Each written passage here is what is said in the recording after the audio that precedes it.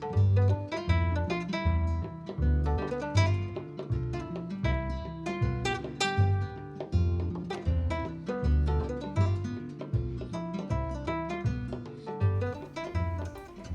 Bulldogs, welcome back to my kitchen. I hope you guys have had an awesome week. Our stay has been extended here, our shelter in place, so I hope you guys are hanging in there in the Lehigh Valley. I thought it'd be really fun to make one of my favorite meals and start kind of from scratch and work the whole way through a really special taco nacho tango magic. So I'm going to show you a bunch of different techniques today. Feel free to take whatever you want from this and run with it. There's a lot of different ways that you can build an awesome taco or make a really cool nacho dish.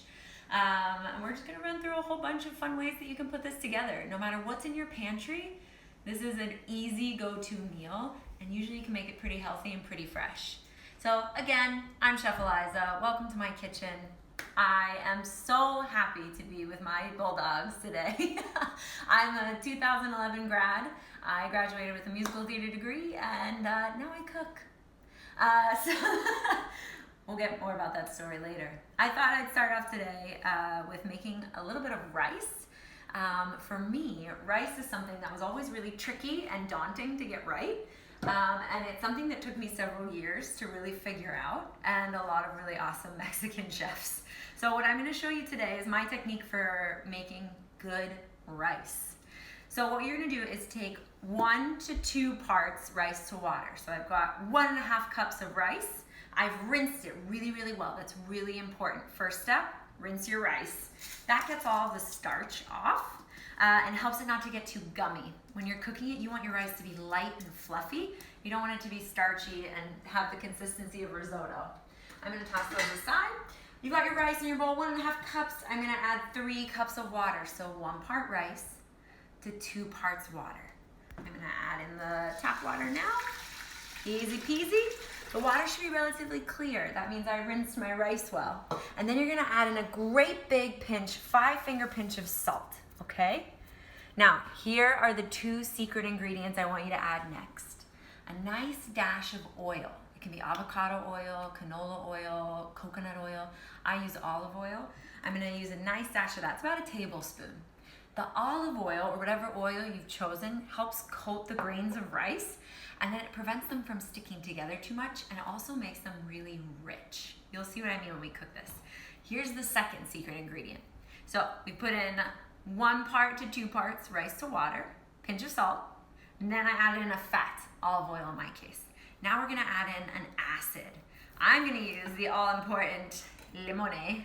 I'm gonna use the juice of half a lime here. So about another tablespoon. We did a tablespoon of olive oil, now a tablespoon of acid is going in. We throw that in just to help brighten up the flavor. You're welcome. You're gonna use this trick forever. I'm gonna pop this on the stove, and we're gonna let it cook away. I'm gonna bring it up to a boil, and then I'll turn it down to a simmer, and we'll get that off the stove when that's ready. You'll see little pockets of air start shooting up in the rice, and those little bubbles are your cue to turn the heat off, okay? If you haven't done so yet and you're making tortilla chips with me today, we'll go ahead and turn your oven on to 375. What we can do here, we have a bunch of options on how you can tackle this next step. And the first one is to make your own tortillas from scratch. Maybe you've never done this before, maybe this is totally new, maybe you're an expert, we'll find out. But if you're not making your tortillas from scratch, totally cool to use store-bought ones. I'm gonna show you a few techniques for using these puppies, and I'm gonna show you how to make them from start to finish using masa. We're gonna get going on those homemade tortillas first. If you're not doing this step with me, sit tight, maybe you'll learn something cool. I'm gonna start with 1 cup of masa. Masa harina means dough flour in Spanish. So it's just a treated corn flour. It's corn flour that's been treated with a little bit of lime and calcium, and that kind of adds this sort of acidic flavor. To this, I'm gonna add 3/4 cup of water. So I've got 1 cup of masa and roughly 3/4 cup of water. You can see my measuring technique is outstanding. I'm gonna add a pinch of salt to this dry mixture, this masa harina. And then I'm gonna gradually add in a little bit of this water. So this is gonna come together relatively easily. I like to get right in there with my hands. You're welcome to use a spoon if you want. But what happens is the flour kind of behaves like all-purpose flour for a moment, and then it becomes really dry. This corn flour feels very different than all-purpose flour. If you've ever made doughs with for bread or cookies, the all-purpose flour is very different than this corn flour. The corn flour does have starch, but it doesn't have gluten. Gluten is that protein that you need to stretch and bend things. The masa is totally different, so it has a completely different texture. You can see it comes together really easily, really quickly. If you wanted to add a little bit of color to these, it's super fun to add a pinch of turmeric or beet powder. If you have something like that, you can totally use those. I've seen people use food coloring before to make different colored tortillas. But that's it. That's actually all tortillas are made of. A little bit of masa, a little bit of water, pinch of salt. You are more than welcome to add in other ingredients. If you wanted to add in some dry spices, cumin seeds might be nice, fennel seeds even. So I'm gonna let this dough rest momentarily. It's very different than a all-purpose flour dough. That kind of dough really has to rest so it can relax the proteins in the dough and all of the gluten can kind of chill out. For our masa, the corn flour has to chill out so it can absorb some of the water a little bit more. So we're just gonna let this set off to the side and start prepping the rest of our ingredients. I wish you could smell this, it smells so good. Now, if you're missing out, you're not making our homemade tortillas, totally cool. We're gonna move on to making tortilla chips with store-bought tortillas. So I've got my store-bought tortillas. Grab yourself a stack of maybe 8 or 10. Just line those up on your board. We're gonna go ahead and make these into tortilla chips. A reminder, if you haven't done it yet, go ahead and turn your oven on to 375. I'm gonna slice these chip babies. I'm taking the tortilla, I'm gonna turn it into roughly 6 pieces. Slicing him in half. Using my pinch grip, I'm gonna turn this into 6 even-ish pieces. Easy enough. Math majors, you should be stellar at this, fraction making. All right, made a pie chart. I'm gonna grab a sheet pan and a little bit of parchment. That's what we're gonna use to make our tortilla chips on. Go ahead and lay these out. If you're super anal about getting the exact amount of tortilla chips on, you can go every other one, kind of pivoting up and down which tortilla faces up and which one faces down. This is a little bit crazy, I know, but you can fit so many more on if you do it this way. The next thing you're gonna wanna grab is a little bit of olive oil or canola oil, avocado oil, whatever you have, and a pastry brush or a spoon. We're gonna brush each of these tortilla chips with just a little bit of oil, and that's gonna help crisp them up in the oven. I'm doing a baked tortilla chip today. That's gonna make it a little bit healthier. Of course, you can go ahead and fry these off if you have a kitchen fryer for sure, or just a pan that you'd like to use with some hot oil. I like to bake them instead just to keep them a little fresher, a little healthier. So we're gonna throw these guys on. See, I got so many on, and I still didn't use all of them. I think tortillas don't taste very good if they're not cooked. If you don't apply heat, they don't taste awesome. So I always gotta make them hot. I'm gonna move these off to the side. You can totally continue on making a second sheet tray of these if you'd like. I also hear my water boiling for my rice. I'm gonna go ahead and turn that down. Once you bring it up to a boil, turn it all the way down to low. You can absolutely cover it with a lid if you like, but if you can get it down to really low, you should be fine. So I've got my tortilla chips ready to go. Go ahead and grab whatever oil you'd like to use as well. We're gonna gently coat these with a little bit of oil. Again, I'm using olive oil. You can use whatever you like. Just a little tad. The reason we do this again is so we actually physically fry the chips in the oven. But I'm using about 25% of the oil I would use if I was actually frying them. So it just makes them a little healthier, a little less fatty, a little less greasy. But you choose your own adventure, babes, if you wanna go ahead and fry these off. I love it. Could you use flour tortillas? 100%. You could absolutely use those. If you've got a pack of those sitting in your fridge, use those instead. That'd be delicious.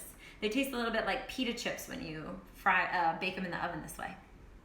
Now, nothing is complete without seasoning, so we're gonna go ahead and season, but not before I show you my secret trick. Here we go. Grab another lime if you have one around. I know we used half of one for our rice. I'm gonna grab this little guy over here. If you have a zester, that's gonna come in handy. Use something like this, a microplane, or a zester if you have one, and you can scrape off some of that essential flavor saver here. So the natural occurring oils in any citrus fruit live on the outside of the citrus. So oranges, lemons, limes, blood oranges, Meyer lemons, any of that good stuff is gonna have all this beautiful rich oil on the outside. That's why so many baked goods that use the citrus fruit will also use the zest. There's almost more flavor in this than there is in the juice. So I've got my lime zest. Check this out. I'm gonna add a big pinch of salt. That's gonna help absorb some of the liquid from the zest, some of the oils, right? So the salt's gonna help kind of pull that, dry out the lime zest. And now I can use this, almost like lime salt, on my chippies. What? Is this the best new seasoning trick? You better believe it. I'm gonna sprinkle it right on top of my chips.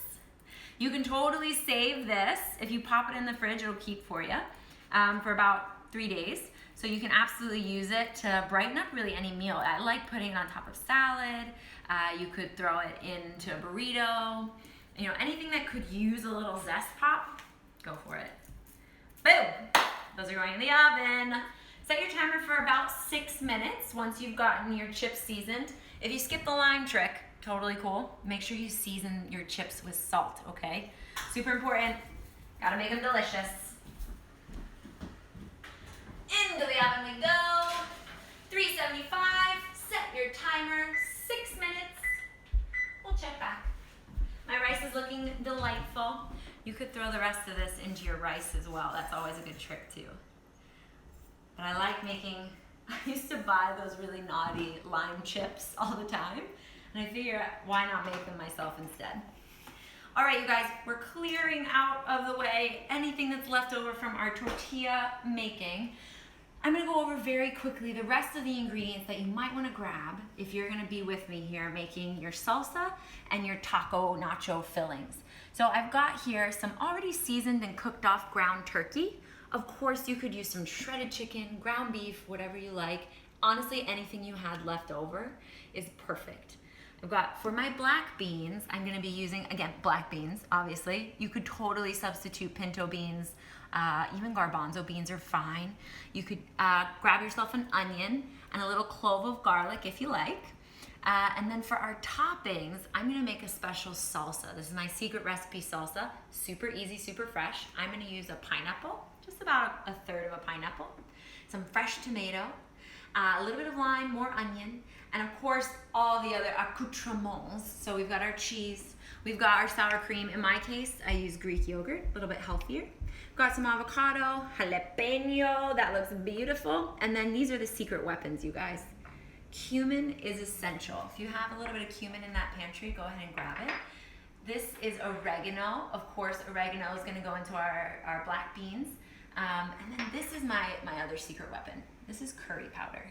It is super fun to throw a little pinch of this into whatever it is you're cooking as far as your protein goes. Whether it's the chicken or beef or turkey that you've chosen, or just your beans themselves. This is an awesome secret weapon spice. Once you grab those, you guys, we're ready to get rocking and rolling. The next thing we're gonna do is chop up our salsa ingredients. We have that ready to pop in the oven and roast.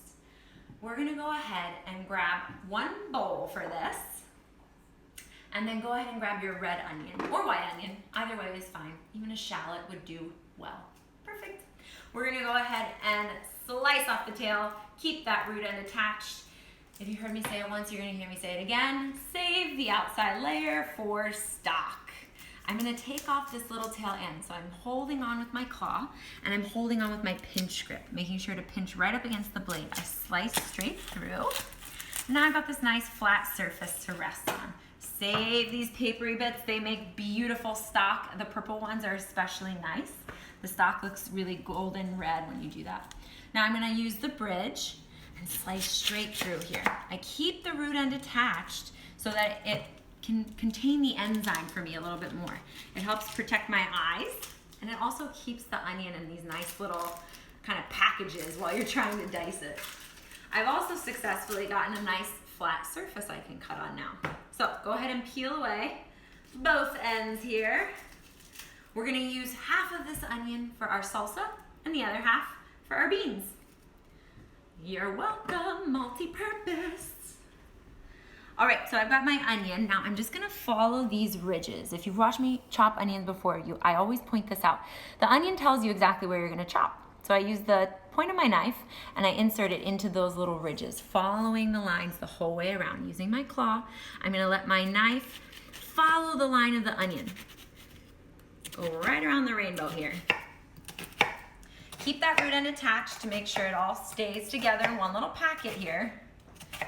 We're feeling extra fancy today, so we could even give it a little slice here. I'm gonna leave mine slightly larger today because this onion is going into my salsa. So all you have to do, check this out. 2 slices, that's it. All of those beauties are going into my bowl. I like this nice rustic flair here, we love that. I'm gonna roast these onions with the rest of my salsa ingredients. They're gonna get really caramelized and sweet while they're in the oven.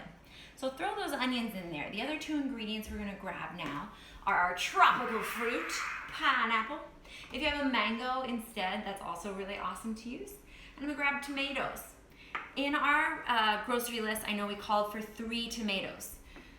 Grocery stores are not so generous with tomatoes these days. So I have cherry tomatoes instead of full tomatoes. I'm gonna show you how to dice up a large tomato, and then I'll show you how you would chop up if you have cherry tomatoes to use instead. So for your tomatoes that are a bit larger, you wanna make sure to just take off that little stem bit. I will tell you, I do save these to put in my marinara to cook it down. Now I have a flat surface. I can use the same technique using the bridge, slice right in half here, okay? We're literally just gonna quarter these. That's all it takes. A lot of the juice is gonna fall out of these tomatoes as it roasts, so you wanna make sure they're not too small, okay? The cherry tomatoes, watch this. Done. Don't even have to chop them. When they start splitting open, that's my cue to take everything out of the oven. So I'm gonna go ahead and drizzle a little bit of olive oil on top of these babies. You're probably gonna use 1 to 2 tablespoons. And I'm gonna throw in my tropical fruit as well. If you watch my YouTube video or my IGTV video, you already know how to clean a pineapple. Chef Eliza, can you use canned pineapple? 100% you can. Go for it. If you have it, use it. Love it. I'm going to show you how to dice up these 2 sections of pineapple. I'm only going to use about 1/3 of my pineapple. The rest of it went into my belly earlier. So all you have to do is slice this guy in half. We're going for roughly the same size as the onions, okay? So just some long batons here, and we can dice these. Now, I should mention, I plan on throwing the salsa ingredients into a blender. I've got a food processor sitting next to me. You do not have to do that. You do not have to take that step. You could absolutely go ahead and just mash it with a whisk or a masher, totally fine. For me, this is just about enough. I'm going roughly same amount of tomato to pineapple here. I'm gonna set this off to the side. And the fiesta resistance, if you want a little heat, go ahead and slice up a jalapeno. We're just gonna slice it into little rounds here. Don't be too coquettish. We're gonna make it easy peasy on ourselves today. I've had a long week already. All right, so we've got almost everything we need for a good salsa in here, you guys. I've got my onions, I got my tomatoes, I got my pineapple, and I got a little oil. That fat is gonna be really important to help caramelize everything. It's gonna kind of fry things. I also, for fun, threw in some jalapeno. If you have some chili flakes, it will have the same effect. It'll be perfect. Go ahead and give a really nice pinch of salt. And if you love garlic in your salsa, you could also throw in 1 clove now. You could throw it in, just a peeled clove, that could go in too. I'm not a huge fan of the garlic tricks in salsa, but if you have one, go ahead and do that now. Let me wash up. My timer's going off to check my chippies. So let's go check on those. My rice is very near finished as well. Ooh la la. All right, I'm gonna give these guys 5 more minutes.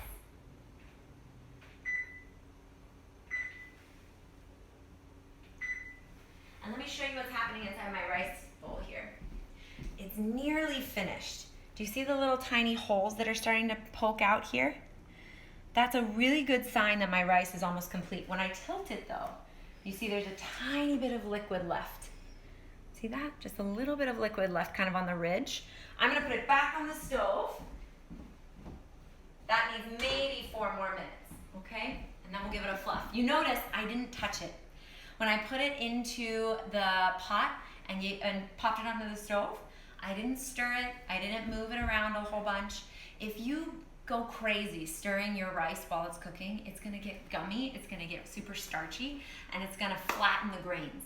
So it's gonna make it super clumped up, and it won't be very, very delicious. So make sure you set it and forget it.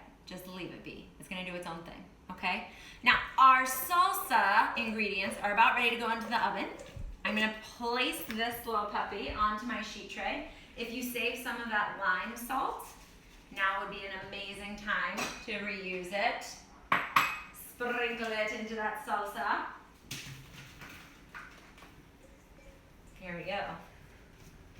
Now, could you keep this raw? Look at this, look how beautiful this is. Of course you keep it raw, that'd be delicious. You just wanna dice this up a little bit more. Could you throw it in a food processor and just hack it away a little bit? Of course you could, it'd be beautiful. I like to roast mine because it caramelizes all these ingredients. It changes the bitterness of the onion, so it gets it a little bit more vibrant, a little bit more caramely. Excuse me. It helps my pineapple sweeten. I'm throwing it in the oven for now with my beautiful tortilla chips. As soon as those come out, I'm gonna turn my oven up just a little bit more. We're gonna work on our beans next. So grab the other half of that onion and grab a clove of garlic if you'd like to use it. And of course, grab your black beans. Make sure you've rinsed them after you've taken them out of the can. Can you use dry beans? Absolutely. But with dried beans, you have to make sure they either soak overnight or you've already kind of parboiled them off. So they should have been cooked about an hour ago if you were using dry beans, okay? Amazing. We're moving along fast here, you guys. Is everybody keeping up? Is everybody doing okay? Amazing. Because if you're not, I'm gonna keep going. I'm gonna go ahead and dice up this onion the same way we did the other one, but slightly smaller, okay? We're gonna do a nice small dice on this onion. I'm gonna use the same technique, just making it a little smaller. So same thing here, tip of the knife, inserts, follows the line of the onion using my claw. I hold on tight, making sure to keep all those fingertips tucked under, and I follow the line of the onion. Remember, you wanna be using a pinch grip on your knife. The reason we do that is in an effort to maintain control over our knife. If my finger is here, I don't have control, all the pressure goes into my wrist. Pinch grip, now I can rock and chop them, everything from my fingertips to my shoulders engaged. Now that I've gotten my onion sliced that way, hand on top of the onion. Don't try this at home. Just kidding, you have to try it at home. Here we go, little cut right in half. Hopefully your onion has still kind of stayed together. That's why we keep that root end attached. And I simply dice right down the line. Now my red onion is relatively large. You might not need quite this much onion for your refried beans. I love it. I love the way that the red onion caramelizes. Awesome sauce. Just a reminder as well, you guys, you can absolutely save these little bits and bobs that are left over from your produce. That can go right into a nice stock. So here's the deal with our frying pan. What we're gonna do is turn the heat on to high. Anytime you're sauteing or frying off anything, it's really important to heat your vessel first, and then you can add in your fat. I'm gonna be using olive oil today. You can use whatever you like. Bacon fat could be fun. Avocado oil, coconut oil, like we mentioned before. Just make sure your pan's nice and hot before you add anything in. While that's heating up, you can go ahead and grab your garlic clove. Just one is fine. And we're gonna go ahead and take off that little barky bit, okay? So take that little piece away. Using the pinch grip, I slide that away. Now, really easy way to mince. Give this guy a little love tap. Nice. Now you can loosen that skin. Should easily peel away. And now, a second love tap. Gives us a partially minced clove of garlic. I hear my timer going off, so what I'm gonna do is two things. I'm gonna throw my oil in that hot pan. Your pan should have heated up enough by now to cause kind of a ripple effect when you add the oil in. A good way to test it, throw a piece in. Nice, if it makes that music, we're ready to put it in. Throw all of your onions in for now. Not the garlic yet, we have to mince that. So leave your garlic off to the side for a moment. And we're gonna saute those onions. And I'm gonna check on my rice, and I'm gonna check on my chips. We have a lot of irons in the fire right now. I hope you're keeping up, and I hope this is all making sense so far. Please make sure if there's any questions as we go, make sure you're adding them into my comment box. I have a really stellar cameraman here today who's helping answer all these questions. Ooh la la, my rice is finito. Turn off your heat on your rice.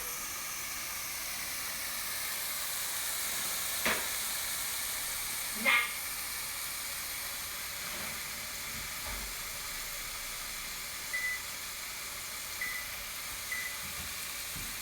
So my chips are baking really evenly right now.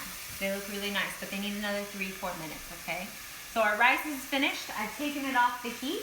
If you cooked the same amount of rice with me, you're just probably nearing its completion too. Our onions now are frying off in our pan. And remember, we use half an onion here and half an onion on our salsa that's in the oven right now. What I'm looking for is this gorgeous golden brown color to start forming on my onions. Right now they're getting just about translucent. Love that, but I want it to start smelling really toasty, and I want to start seeing some golden brown. We're back with our garlic here. We're gonna continue mincing. This is my trick to make sure garlic doesn't stick to my knife. A little pinch of salt right on top. That absorbs some of the sugars from the garlic, and it helps the garlic not to stick to my knife as I chop. So I'm gonna go right down the line here, and you can see the garlic just sort of falls away from my knife. Makes it really easy. Effectively, I also season my food a little bit when I do this. So I'm gonna run my knife right over the top again. I'm a mincing machine here. The reason I'm not putting my garlic in right away is because the garlic is a lot smaller than the onions, right? So if I had put it in the beginning, it would have burned by now. As soon as my onions look about ready, I can add in my garlic too. Off we go. Now you guys, maybe today you don't feel like having refried beans in your tacos. Totally cool. You could absolutely use some corn. If you have some frozen corn, that seems like something a lot of people are able to get these days. You could be sauteing corn in this same mixture. Maybe you have some bell peppers or zucchini or squash that you don't know what to do with in the fridge. Add them into this mixture instead. Roasted veggies on nachos or tortillas are one of my favorite tricks. I'm also gonna add in my beans now. And you're gonna want either a half a cup of water or a half a cup of stock, either way. And we're just gonna let that simmer away. Ooh la la. Now to these beans, I'm gonna add another pinch of salt and my 3 secret ingredients. Nice big pinch of cumin. Nice big pinch of oregano. Smells so good. And the secret weapon. I'm gonna add in a little pinch of curry powder. Trust me on this one. It's bomb. All right, I'm moving some of these things out of the way. I'm gonna clear my station here very quickly. And then we're gonna start working on our tortillas together.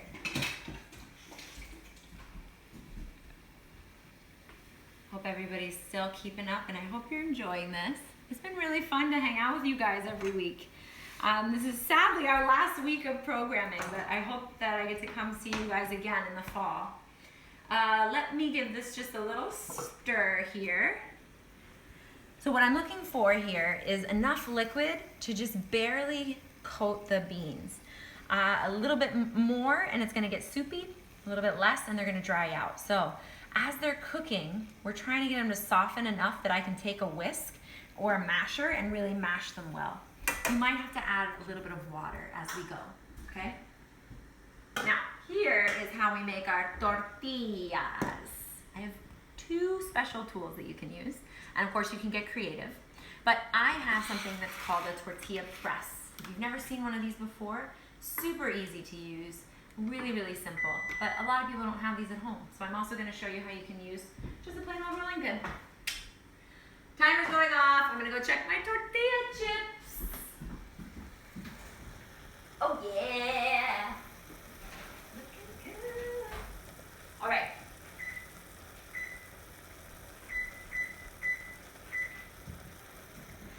My tortilla chips look fabulous, and here's why.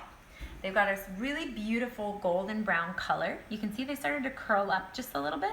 We love that. That's great. That's our sign. And if I give them a shake, they make a kind of crispy sound, right? You can kind of hear that they're finished. Just make sure you're looking at the color. Make sure you got a nice little tinge of golden brown around the corners, around the edges. Set these off to the side. They're going to keep cooking. That hot oil is going to continue frying them very gently. So set these off to the side for now. We're going to use those in a little bit.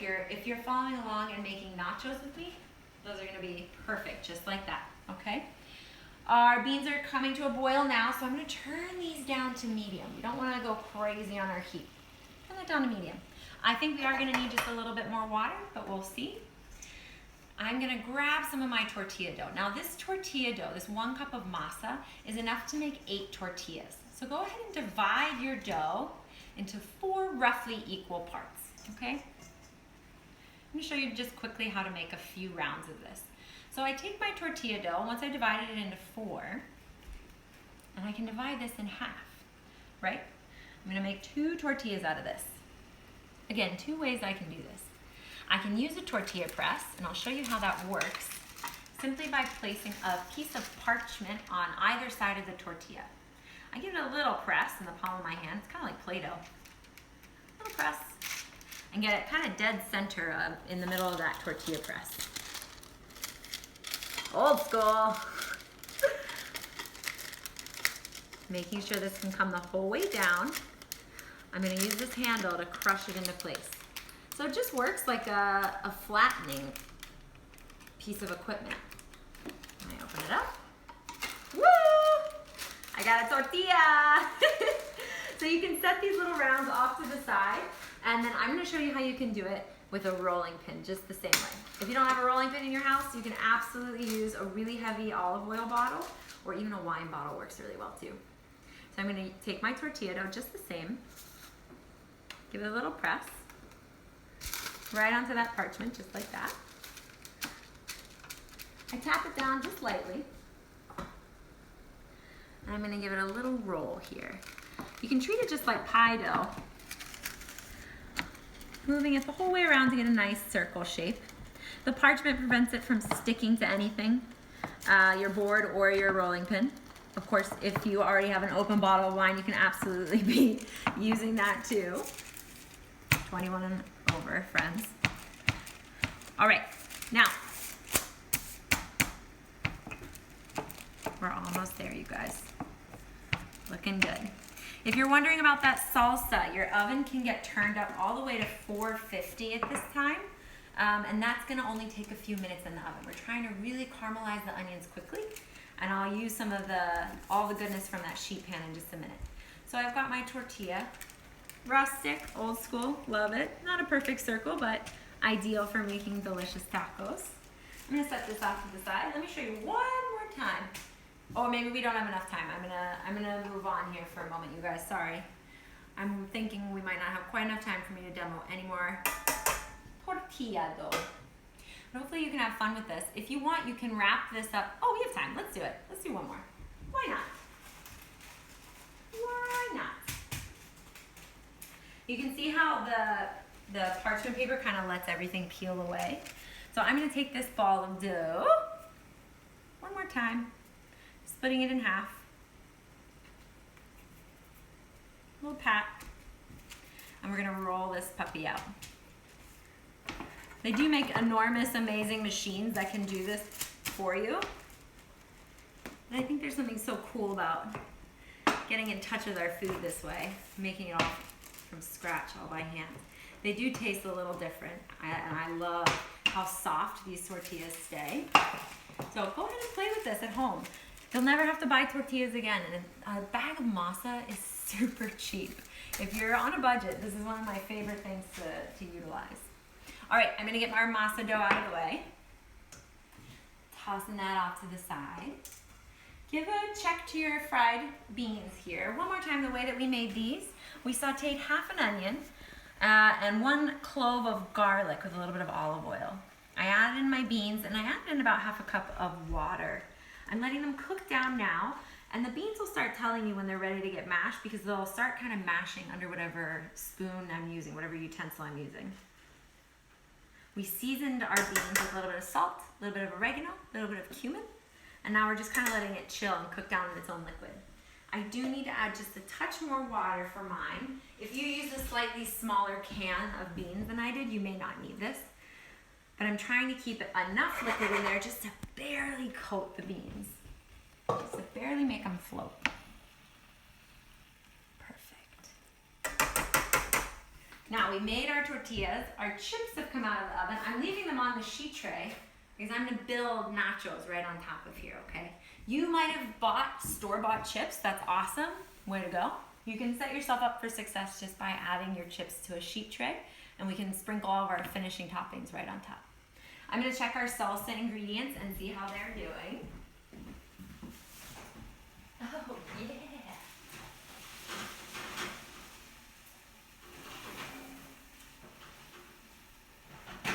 That's looking awesome. Those need about 3 more minutes, and then we are ready. So in the meantime, while my beans are finishing up, I'll show you how I would go about mashing them. If you don't have a masher at home, it's okay. You can just use a whisk or even the back of a spoon if you'd rather. But when I make refried beans, refried just means we're cooking them a second time, right? If you're using canned beans, they've already been cooked. That's how the canning process works for them. So when you start mashing them, they get this kind of creamy texture. Oh, so delicious. Now, if you're feeling really fancy and you have a little bit of crumbled up bacon or even bacon lard that you can throw in here, I think pork black beans are awesome. I'm keeping mine vegetarian for today. I've had too much bacon in the past 2 weeks. But this is kind of the texture we're going for. And the longer they cook, the softer they'll get, okay? But you can see we needed that extra liquid to really help with the mashing. Remember, your heat should be down on medium. And those are just about good to go. Now, let me just tell you very quickly how I prepared this meat mixture in case you're wondering how to get ground meat that is perfect for tacos or nachos. I totally seared the meat off in a saute pan with a lot of salt, a little bit of cumin, and a little bit of oregano, my secret ingredients. I threw in a little bit of chili powder as well. If you're using ground beef or even ground pork, that would be an awesome trick to use. If you throw a little hot sauce in there, even better. If you're using shredded chicken, same thing applies. You can absolutely zhuzh it up with a little bit of cumin, oregano, hot sauce, call it a day, okay? Our refried beans are just about finished here, you guys. I'm pretty impressed, pretty proud. I'm gonna set these off to the side so we can serve ourselves momentarily. Making way, making a little space.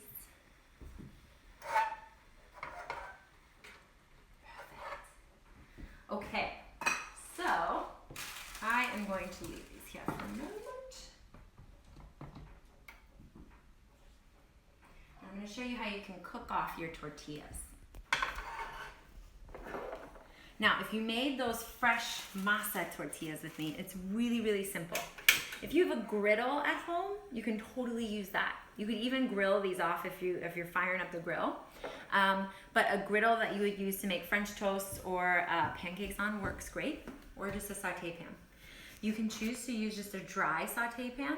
You don't need really any fat or oil to coat them, unless you want some of that like crispy flavor. If you're making tostadas, you would cook these off and then you would fry them whole in hot oil, okay? So I'm just waiting for my pan to get hot. While I wait for that, I'm gonna grab a look at my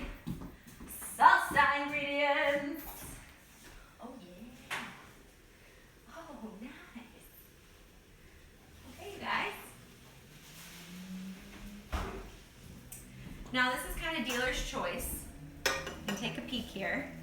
I got a nice bit of color coming out, and my onions have started to turn a bright pinkish color, okay? I'm gonna throw these back in the oven for just 2 more minutes. If you wanted to, you could call it here, be totally fine. I'm gonna caramelize them just a little bit more. I'm trying to get a little bit more dark brown, golden brown on some of these veggies and fruits. But you can see my tomatoes also started to split. And that's my cue that I'm almost done. All right, my pan's been heating up, awesome. If you throw a pinch of water in there, and if it sizzles, then you should be all set. So this is really easy to peel away these tortillas. Boom. Gonna cook them up. They really only take about 3 minutes. You don't want to wait on too much. You don't want to go too crazy. Gotta be patient with stuff like this. That's a really hard lesson for me to learn, is to be patient. But cooking is one of the only things that's been able to teach me well. You can see some of the air bubbles are starting to pop up here. That's okay, that's good. It means when I was kind of molding it together, I got a little bit of an air pocket stuck inside. But I love seeing that because it's telling me the heat is really nice and it's starting to cook on the other side. The hot air inside is trapped and trying to escape.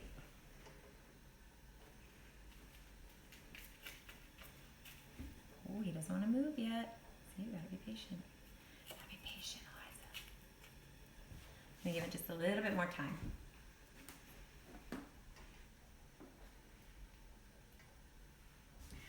Now you could use a little bit, the non-stick pan would be great here too. You could use a little bit of oil to cook these off.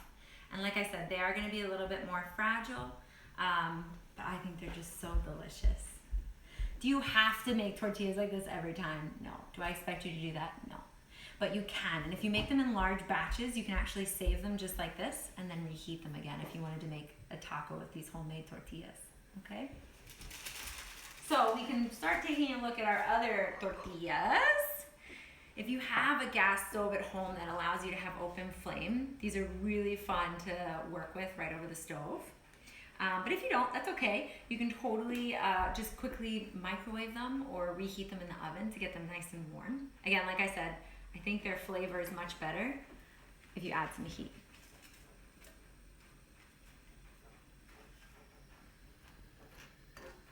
You can hear they're getting just a little bit of a crunch on them. Perfect. All right, you guys. So while I'm waiting on those to finish cooking on each side, I'm gonna pull my food processor out. Again, you don't have to take this step when you make this pineapple salsa or mango salsa. I'm taking this step because I like it to be a little bit smoother, and so that's what I'm going to use. Of course, you don't have to. One more look at our tortillas. Nice. Okay, I see just a little bit of a golden brown here. That's exactly what I wanted. Look at this. Good heavens, even the pros goof up sometimes. Awesome. All right, they smell like a tortilla shop. This is so awesome. It smells so nice. So I like to keep mine a little bit softer. So I'm gonna set these off to the side. And like I said, you can treat this just like the tortillas we just used. If you want, you have these left over, you can cut them up and turn them into chips. You totally fry them off and make them into those large tostadas. All up to you, my friends. You are your own chef on this journey here today. All right, let me move this out of the way and show you how we treat our tortillas. There's a lot of hot things flying around this kitchen today. All right, let me grab my salsa ingredients, and you can do the same if you've got yours in the oven. Oh yeah! That's what we're looking for here, folks. Check it.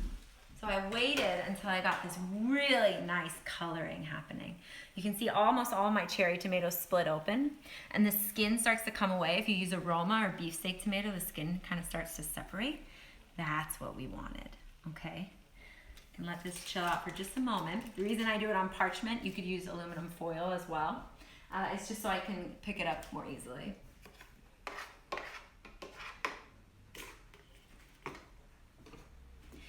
So I'm gonna grab my food processor now. And I'm just gonna quickly pulse this. I like to serve salsa hot. This salsa is really delicious the next day if you chill it in the refrigerator overnight. It's super awesome either way. But the other ingredient you're gonna wanna add once we get this in here is a squeeze of lime juice, a little bit of lime zest, and a little bit more salt. Here we go. You guys have stuck with me and I really appreciate it. You're doing a great job at home, you guys. A lot of steps, a lot of techniques, hopefully a lot of flavor. It smells so good. Oh my God. I can't stand it. It's so delicious. Okay. I'm gonna add just a little dash of olive oil, just a little bit, a little teaspoon. That's gonna give it just a little bit more richness. Pinch of salt. Nice squeeze of lime.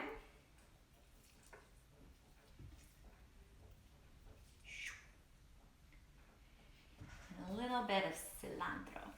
Now cilantro is a cool herb because you can actually use the whole herb itself. You can use the stem.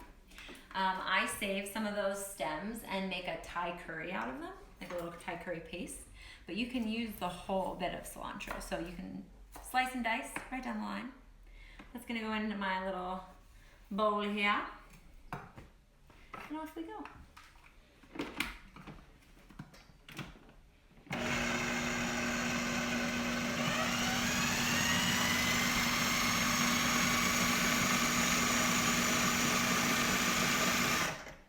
Yum! I like to leave it a little bit chunky because I just love all of the colors. It looks like a sunrise.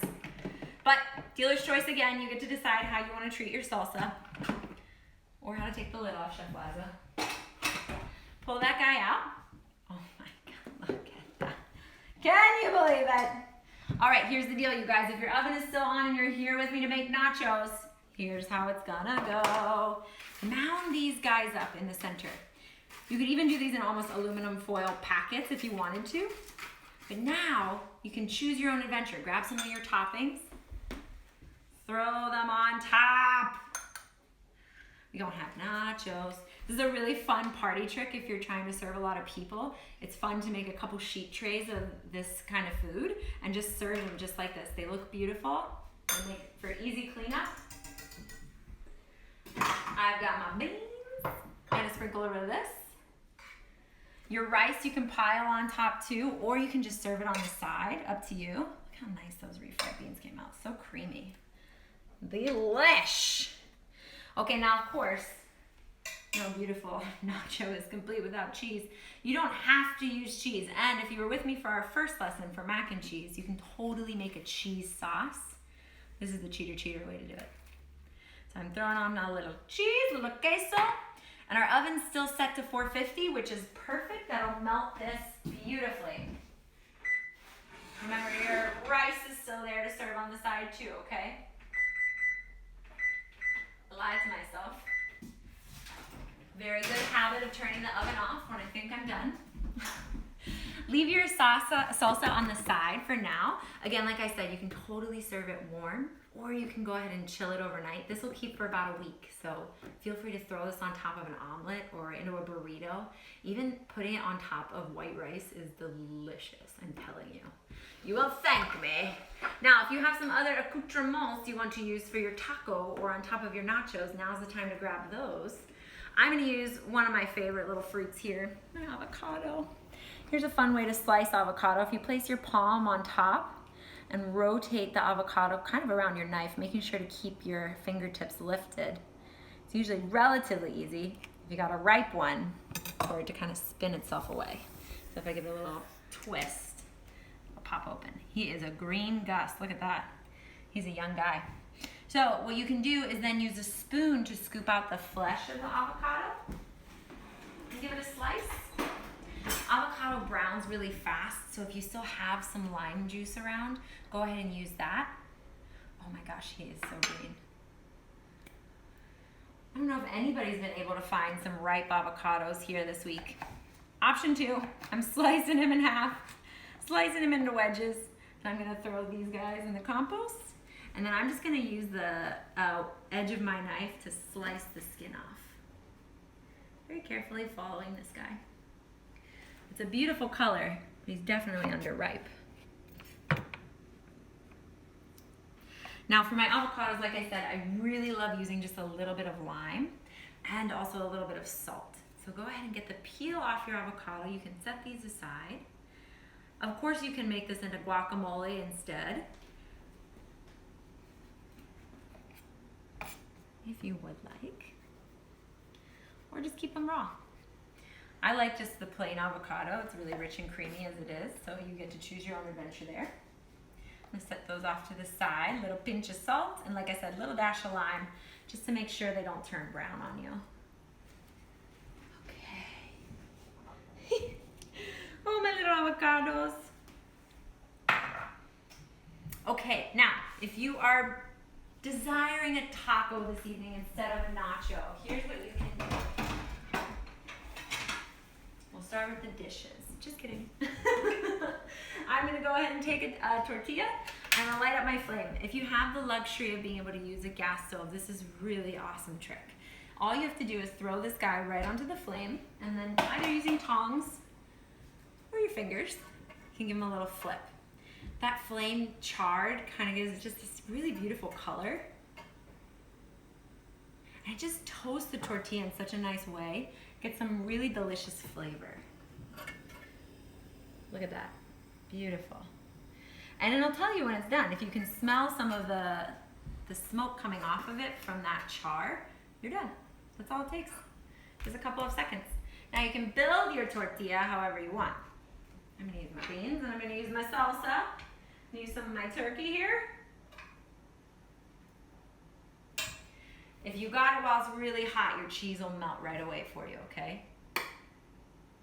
Oh, whoop. I'm so excited I'm making a mess. Look at that. Oh my God. Now, of course, you can fry up an egg or have a little scramble on top. Maybe you threw in a different kind of meat. I also love garnishing with just a little bit of cilantro. And I like using Greek yogurt instead of sour cream, just to save on some of the calories. Of course, if you have Greek yogurt, use that. And a little jalapeno to top it off too is nice. But just that fast, got a gorgeous little taco made from scratch. How beautiful is that? Now I'm gonna check really quickly on our nacho timer. Chef Eliza. Oh. Ooh la la. And don't forget, you have your rice. You can also serve those in your tacos, however you would like. Our nachos are ready. We're gonna give it a little zhuzh, a little excitement here. Pour that salsa right on top. I'm smelling the heat from the jalapeno. It's awesome. Look how beautiful those colors are. I can hardly stand it. Now, if you want to get extra frou-frou, extra fancy, of course you can grab a few more sprigs of cilantro. I get rid of these stems. I do save those, but they are edible. You can go ahead and wind them around themselves. Very quick little chiffonade here. And we've got nachos. You guys, I hope you enjoyed today's cooking lesson, our little journey to Mexico. It's been a pleasure to be in the kitchen with you. I really appreciate your hard work, your commitment to really healthy eating. Thank you for joining me. I'm Eliza the Chef. I hope you're visiting the DeSales Facebook page and checking out all the activities that our friends over at the alumni offices and the student life offices are posting there for you. It's been awesome to be of service. I hope you learned something new today. Even if you weren't cooking along, I hope you had a laugh. I want to say gracias and thank you so much for being well and being safe. I hope to see you again soon. Have a great evening. I'm Chef Eliza. Thank you.